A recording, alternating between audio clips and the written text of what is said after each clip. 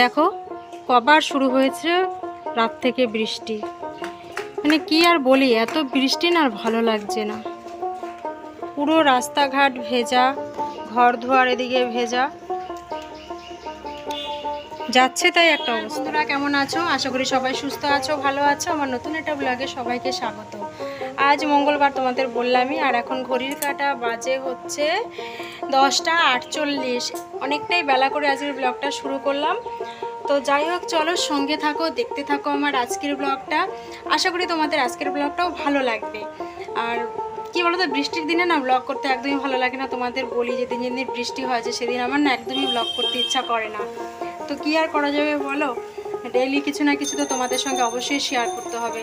আর কিছু শেয়ার না করলে না আমারও যে কেন জানি না ভালো লাগে না, মন থেকেই যেন মনে হয় কি যেন একটা করিনি, কি যেন একটা করিনি, এরকম মনে হয়। যাই হোক, বৃষ্টি হোক আর যাই হোক, কিছু না কিছু তো তোমাদের সঙ্গে অবশ্যই শেয়ার করবো। আর বাইরের পরিবেশটা তোমাদেরকে দেখালাম, কি অবস্থা, মানে বৃষ্টি যেন পেছনেই ছাড়ছে না। ভাদ্র মাস কোথায় রোদ উঠবে, ঝাঁকচকচকিয়ে রোদ উঠবে, বেশ তখন নাই একটা মনে হয় যেন এটা ভাদ্র মাস, কিন্তু দেখে যা মনে হচ্ছে এটা আষাঢ় মাস কিংবা শ্রাবণ মাস। ঠিক আছে, তো এই যে পেছনে দেখতে পারো কালকের কিছু জামা কাপড় ছিল, সেগুলো এই যে এখানটাতেই মেলে দিয়েছি কেচে। কি করব বলো, বাইরে তো মেলার কোনো পরিস্থিতি নেই, তাই এখানটাতে আর কি কেচে সব দেখো মেলে দিয়েছি। এই যে সকালে দুষ্টু, সকালে বলতে কোথায় একটু আগে এখানে খেলেছে, সেগুলোই দেখো সব ছড়ানো ছিটানো। কি করব বলো, এগুলো এখন গুছাবো না কি থাকবে, কারণ ও আবার একটু পরে হয়তো এগুলো নিয়ে খেলতে পারে। এই দেখো আমি খাচ্ছিলাম হচ্ছে তালের বড়া। সকালে কিছু খাইনি, তো কটা তালের বড়া নিয়েছিলাম, দুষ্টুকে সাধলাম, ও বলছে আমি খাবো না। তো দেখো নিয়েছি, এ কটা খাবো, অনেকগুলোই মনে হয় নিয়েছি। কি আর করা যাবে, যে খিদে পেয়েছে, কারণ 11টা বাজতে চায় না, তো চলো ওগুলোকে খেয়ে নিই। আর এদিকে দেখো সব জামা কাপড় এখানে বালতির মধ্যে রেখে দিলাম। তার কারণ হচ্ছে কোথায় মেলবো বলো, এত জামা কাপড় এখানে আমার রয়েছে, দুষ্টুর রয়েছে, দুষ্টুর বাবার রয়েছে, আর সে কারণে এগুলো রেখে দিলাম, কারণ ভেজানোর না একদমই মানে উপায় নেই। তো চলো এবার রান্নাঘরে এলাম। সকালে না মাছ রেখেছি জানো তো, তো কি মাছ রেখেছি তোমাদেরকে দেখাই। 2 পদের মাছ রেখেছি, পাঙাশ মাছ রেখেছি, এই যে এখানে পাঙাশ মাছ।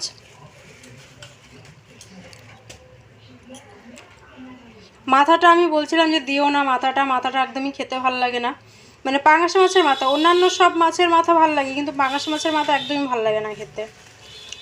আর পাঙাশ মাছ যেহেতু দুষ্টু বাবা খাবে না, ওর জন্য রাখলাম হচ্ছে আবার আরেক পদের মাছ। ও আবার একটু ছোটো মাছ খেতে পছন্দ করে, সে কারণে ওর জন্য আবার একটু রাখলাম ছোটো মাছ। এই যে মানে এটা কি মাছ বলে, চাপিলা মাছ আর হচ্ছে মৌরলা মাছ মিশিয়ে এটা করব হচ্ছে ধনে পাতা দিয়ে চচ্চড়ি করব এই মাছটা। আর কি বলতো, এই মাছটা না কাটতে না প্রচণ্ড বিরক্ত লাগে, কারণ আঁশ তোলা ভীষণ টাফ।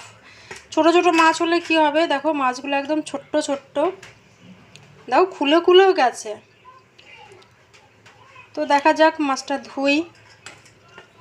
আর এই মাছ তোমরা কে কে খেতে ভালোবাসো অবশ্যই কিন্তু কমেন্ট করো, বুঝলে, এই ছোটো মাছ খেতে কে কে ভালোবাসো। তো দেখো মানে রিঠা মাছ বলতে যাচ্ছিলাম, এই যে পাঙাশ মাছটা রেখে দিচ্ছি, তার কারণ কি বলতো, যেটা দিয়ে ভেবেছিলাম করব সেই সবজিটা নেই। আর চোখটা দেখো কেমন লাল লাল লাগছে, দেখে না আমার নিজেরই ভয় লাগছে চোখটা দেখে। ধুয়ে রেখে দিলাম, ফ্রিজে রেখে দেবো, কালকে করব ভাবছি। আর এদিকে দেখো ছোটো মাছটা ধুয়ে নিয়েছি, একদম পরিষ্কার করে দেখো ধুয়ে নিয়েছি। অর্ধেক অর্ধেক খুলে বেরিয়েই গেছে মাছ ধুতে গিয়ে, এমন অবস্থা।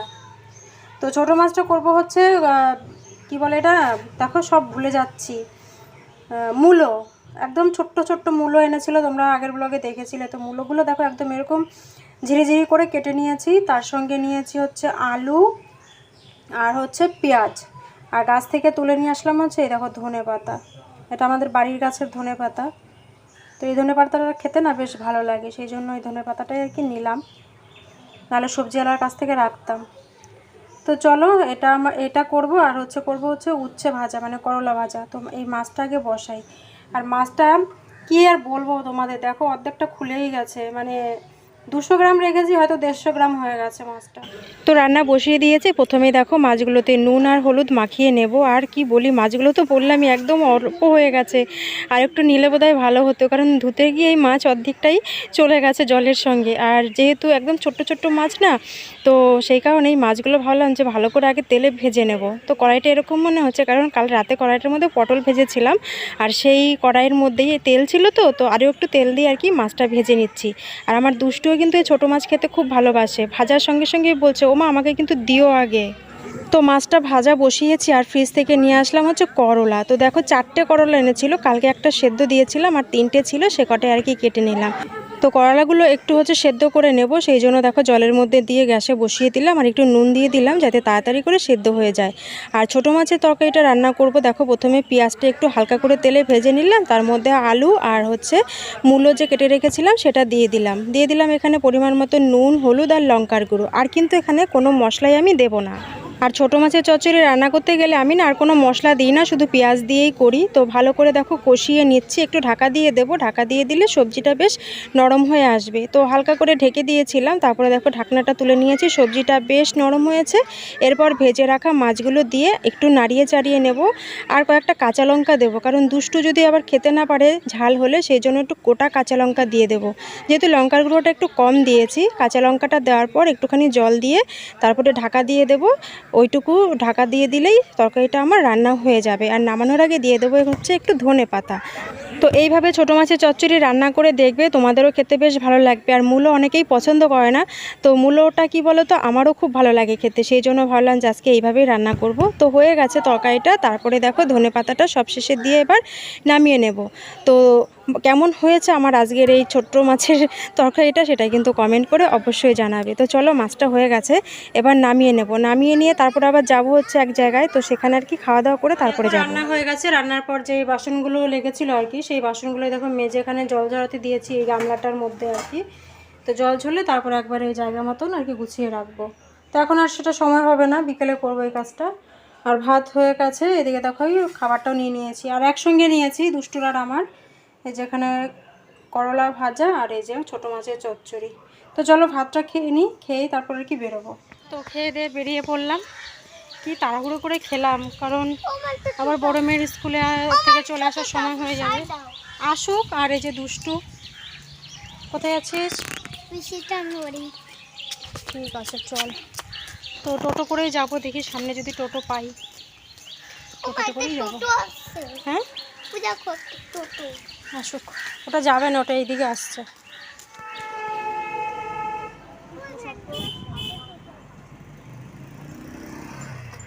গোপাল বাবুর স্কুল যাবে? গোপাল বাবুর স্কুল যাবে না। তো চলে এসেছি টোটো করে। কি বলো তো, উল্টো দিকে বসেছি না টোটোর, মনে হচ্ছে যেন মাথাটা ঘুরছিল এমন। দেখো বাবাই, দেখেছি সেখানে বসার জায়গা করেছে, কি সুন্দর। এটা কি গাছ জানি না, কিন্তু কি সুন্দর এখানে বসার জায়গা। বট গাছ না, চল। তো ওই যে হোস্টেলের গেটের মুখ। তো চলো আবার পরে আসছি। তো পিসির ওখান থেকে চলে এলাম, খুব জোর হলে আধ ঘন্টা মতন ছিলাম, তো সেই জন্য না আর ওখানে গিয়ে কোনো ব্লগ করিনি।